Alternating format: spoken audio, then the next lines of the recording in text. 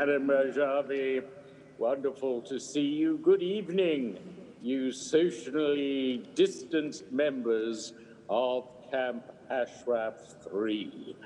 It is, of course, I'm here from lockdown in London and privileged to join the commemoration with you of the thousands of martyrs of the massacre, the prison massacres of 1988.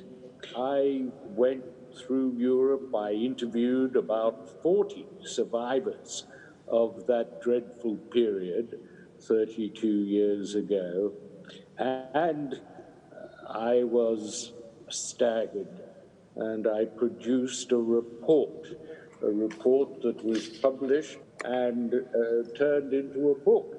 This book, Mullahs Without Mercy.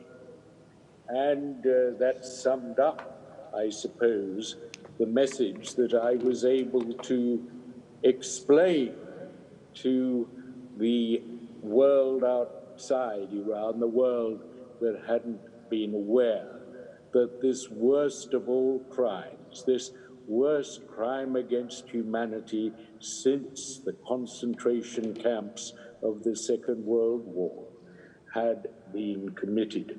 Late in July 1988, as the war with Iraq was ending in a truculent truce, prisons in Iran, crammed with government opponents, suddenly went into lockdown. All family visits were cancelled, televisions and radios switched off, and newspapers discontinued. Prisoners were kept in their cells and disallowed exercise or trips to the hospital.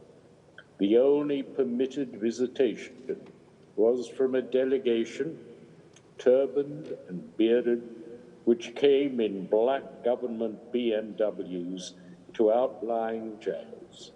A religious judge, a public prosecutor, and an intelligence chief.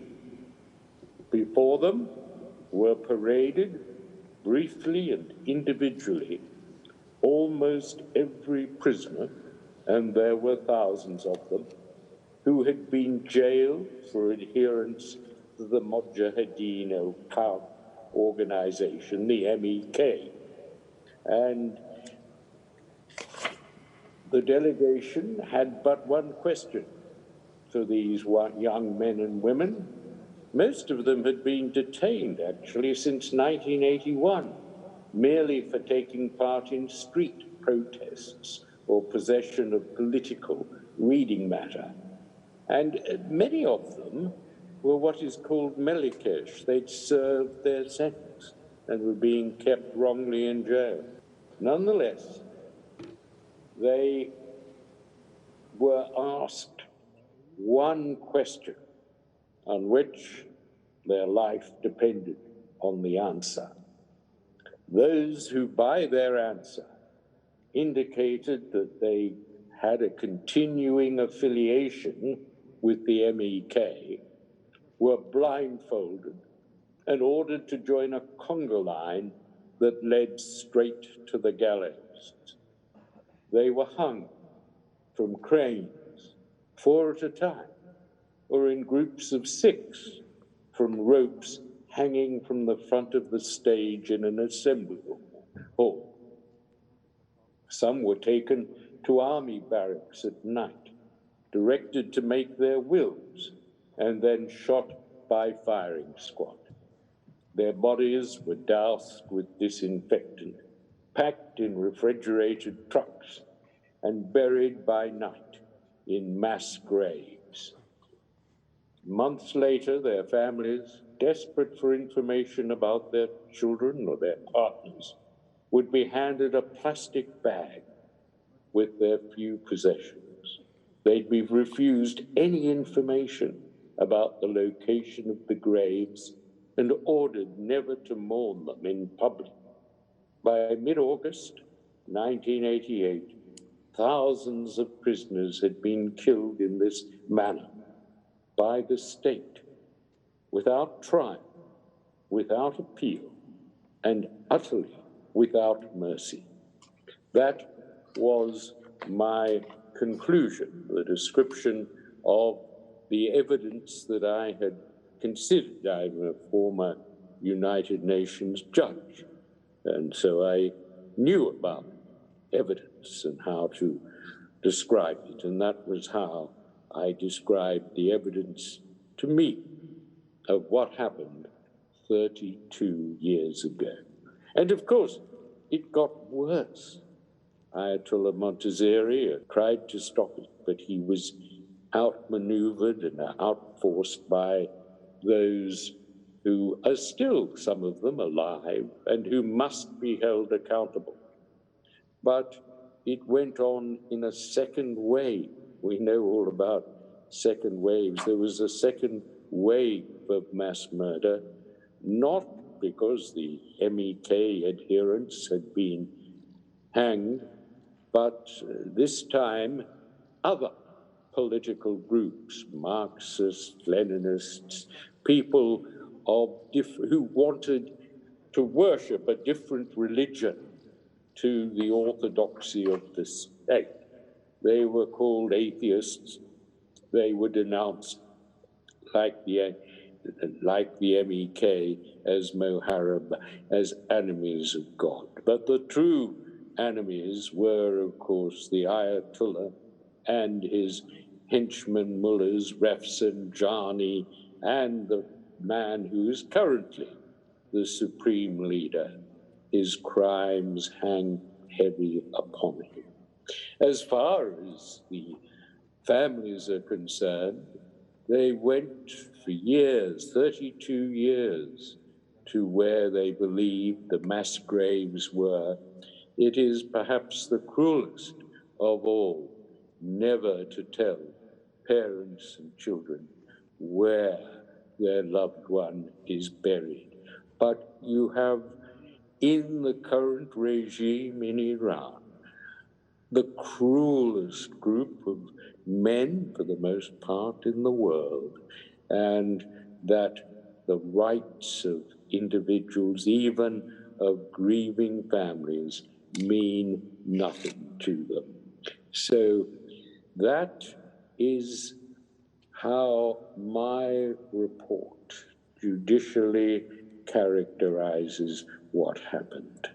There wasn't accountability because the UN was weak at that time. We must hold these people accountable because many of them are still alive.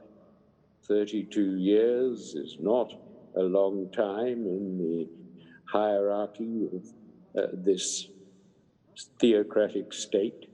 And as you've heard, a number of the key individuals who carried out this wicked mass murder, this crime against humanity, are still in high positions in the Iranian state.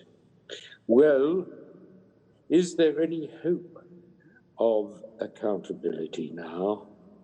I think that the world has been rather turned upside down by the COVID pandemic. When we come out of it, I think there will be a greater view that human rights must be recognized. People are tearing down statues of slave traders, and they will tear down the statues to the Ayatollahs. They will, in time, rewrite history of Iran with the truth of the bloodthirstiness, the truth of the barbarity, which future generations of Iranians will want to erase, just as the German people were able to condemn and erase the Nazis and their horrors. So I hold some hope of that. And I also think there is a movement in the human rights world. It's called the Magnitsky movement. based on Sergei Magnitsky, and America and Britain and now Australia and Europe have passed these laws called Magnitsky laws, Canada too, and several countries in Europe. And they identify human rights villains. They name them and blame them and shame them. And they prevent them from entering their country. They take away their assets in the bank. They stop their children and their families from benefiting from their cruelty. Britain last week, passed its act. So there is this movement, and I'm going to suggest that Britain and Canada and America and Australia and the countries that have these targeted sanction laws target the surviving masterminds of the 1988 barbarities. I think that is one way of holding them accountable. Name them, shame them, and blame them, because in that way we can go on the offensive against the perpetrators of one of the worst, since the war, one of the worst crimes against humanity. Thank you.